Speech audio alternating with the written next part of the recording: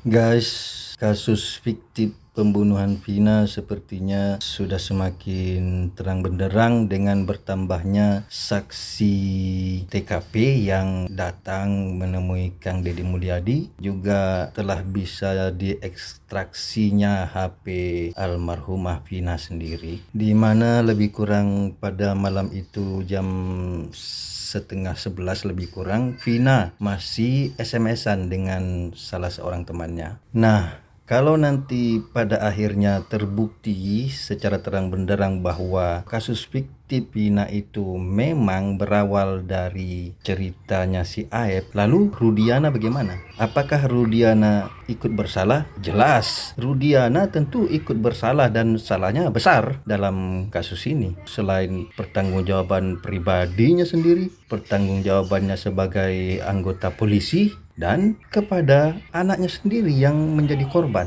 Saya pikir Rudiana terlalu gelap mata, hilang rasionalnya ketika mendapatkan informasi dari si Aep itu, karena kecurigaan dia tentang kematian yang tidak wajar pada anaknya itu nyambung dengan ceritanya si Aep. Langsung dia eksekusi, secara bisa diduga melakukan penyalahgunaan wewenang gitu kan, dan juga mempengaruhi penyidikan. Dan sebagai anggota kepolisian, Rudiana terutama dan juga beberapa orang atau para penyidik waktu itu tidak profesional, di mana mereka hanya lebih menitik beratkan pada pengakuan atau cerita yang disampaikan oleh Aep. Sementara alat bukti lain seperti CCTV, HP waktu itu kan tidak dibongkar, hanya fokus kepada ceritanya si Aep. Kesaksian Aep itu yang fix hanya sampai pada proses lempar-melempar.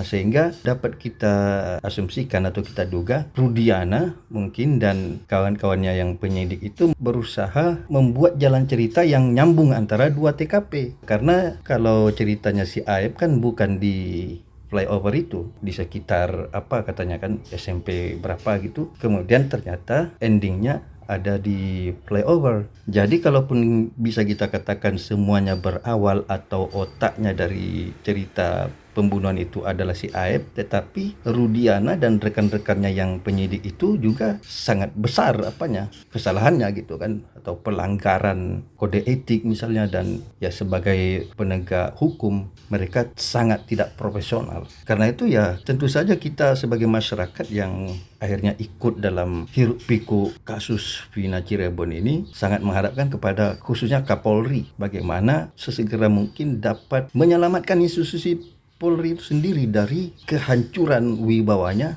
di mana kita bisa lihat sekarang ini sudah banyak beredar video-video di mana ada, kita lihat di sana anggota polisi yang sampai dipersekusi oleh masyarakat. Begitu masyarakat sudah sangat skeptis terhadap kepolisian.